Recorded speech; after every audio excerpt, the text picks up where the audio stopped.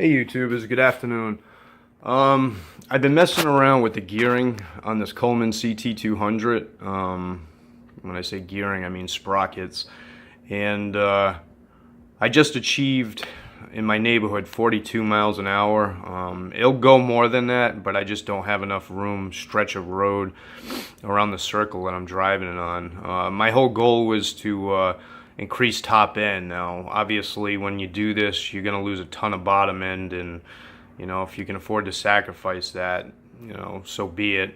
I'm not sure what I'm actually gonna go with right now, because I mean it still gets up to speed pretty good, but it's not gonna do anything probably in a trail or something like that. I just think the gearing is just way too high right now to do any trail riding. But that wasn't my goal. My goal was to see how fast I can get this thing to go. So let me explain. Originally I had the 20-tooth jack plate sprocket in here, and that is currently right here right now. So I took that 20-tooth and I ordered a I actually didn't want 12. I wanted to go with like a 15, but I couldn't find it. So this is a 12-tooth sprocket that I found, and I kind of just jerry-rigged it on right now. It's got a couple of set screws in there, but the original hole cut out for where it goes into the actual shaft on the other sprocket, it was indented where you could get this big bolt on and put the cotter pin through. Well, unfortunately this sprocket you couldn't do that, so I'm using the set screws right now. I already lost one set screw. I should have actually let it sit with some thread lock or something before I tried it, but in any case, once I put the cover on, I was able to still use it with one set screw, and that's how I achieved the 42. Prior to doing that, I went out and I replaced the rear sprocket. That one there, I went from the stock 50-tooth down to now the back sprocket's actually a 40-tooth. So that there I thought was going to make, you know, and it did make a good difference. I think top speed, I was still maxing out the RPMs on it pretty quick, and I think I got to like 37, it said on the GPS. That was total tops. I think on average it was 35 to 36, but I did achieve 37 at one point. So I definitely wanted to hit at least 40, so I wasn't happy with just that, even though when it was like that, that's with the 20-tooth there, it was still torquey. You still could actually do trail riding and stuff, and basically you're probably looking at an average speed, top speed of about 35. Like I said, I did hit 37, but it took me a couple of tries in order to achieve that. Now, I have also heard that people actually spin this around and just run the chain from, I think this is the 10-tooth that's stock on here, run the 10-tooth all the way back. They just get either some more links to the chain or buy another chain and eliminate the jack shaft itself by spinning this whole plate around. I guess it aligns this sprocket up with the back sprocket, and you can do it that way. I haven't tried that yet. That means I gotta go out probably and buy another chain, either that or break this chain apart and just extend it that way. Not sure I want to go that road yet, but I'm just trying a couple of things right now. And like I said, at 42 miles an hour, the way this is set up right now, you don't reach max RPMs at all. I mean, it's a nice smooth ride. It's like, you know, if you have a bike with gears on it, like a, I don't know, bike like that, and you switch it into like one of those cruising speeds once you're up to speed, and you set your shifter and you go onto a sprocket that's big or whatever like that, and you're just kind of cruising along at a good speed. That's basically how it is. I mean, the RPMs are low. It just cruises right along, and that 42 wasn't hard to achieve. The problem is, like I said, I don't have my road right around my house is like a circle, so every time I get to like 41, 42, I'm coming into a bend, and then I gotta like let off on it. So unless I actually figure out, you know, a different area where I can get a big straightaway to see what I actually do, I weigh right around 200, maybe a little under 200 right now. Actually, no, it's probably more like 200. But in any case, 42, I was pretty happy with that. I mean, it goes pretty good. And that's basically just messing around with just that jack shaft gear. Now, originally, like I said, with just this 40 tooth and this being a 20, you can reach, 37. So, I mean, and that's, that's with the motor singing, though, at that point. I know they said a lot of times when you're gonna start ramping up these motors and stuff to go to the 18-pound valve springs or whatever. I haven't done that. It's just basically a regular stock motor that came on the mini bike when I bought it.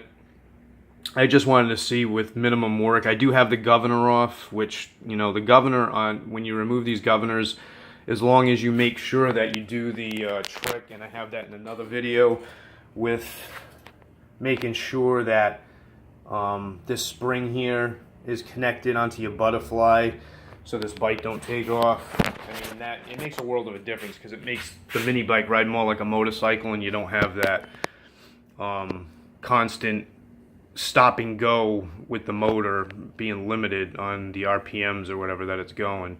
So I just want to let you know that this is one of the ideas that I tried. I know a lot of people mess around with gearing, and normally they oversize the back sprocket.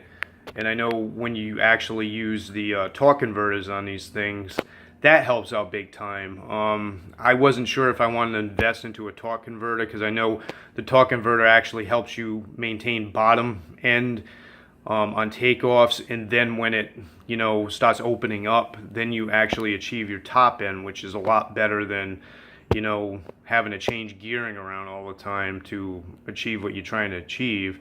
So I think in the long run, the torque converters are probably worth it to put on these things if you're trying to go with top speed. I know they said the 7-inch pulley, I was watching somebody's video, the 7-inch pulley gives you a little less top speed, more top end, more bottom end, and the 6-inch pulley will actually give you some better top end. I'm constantly, looking for top end, because I just don't like, obviously, when you're in the 30s, you just want a little bit more. And when you hear the motor singing, you're like, well, if I gear it differently, I can definitely achieve more. Because with that, just with the back sprocket change and the 20 tooth, that there was, I mean, I would get to that 35, 36 miles an hour real quick. And it's still not like it was a super wheelie machine when that happened, but I mean, it was still torquey enough to actually give you a good amount of pickup when you're taking off. The way I got it set up right now, she's kind of like, she bogs big time at the beginning, but when you get going, it's so nice just having a smooth running motor, besides, listening to your motor whining out. And on these little motors, I'm not really sure if it's great to have these things singing all the time. They're, whatever, like, sort of like a Briggs & Stratton motor or whatever. Not really Briggs & Stratton, but whatever that high sun type motor is and stuff. But I'm sure they're not made, to continuously rev high. So I figured by dropping down the RPMs, and it did work eventually, but before I make my next change, which, like I said, I might just actually reverse this and try the longer chain, and I'll take another do another little video if I end up going that route before I possibly invest into one of the torque converters to see how that makes it go.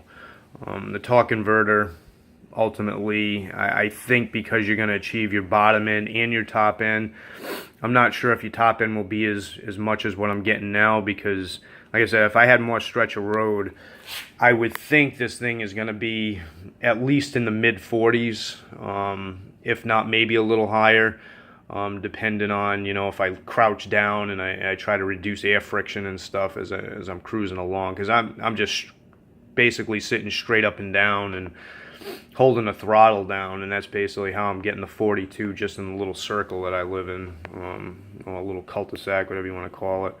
But yeah, that's, one of the things here. I know a lot of people tinker around with these and they see what they can do, so I wanted to explain what I did. I had to shorten this chain, though.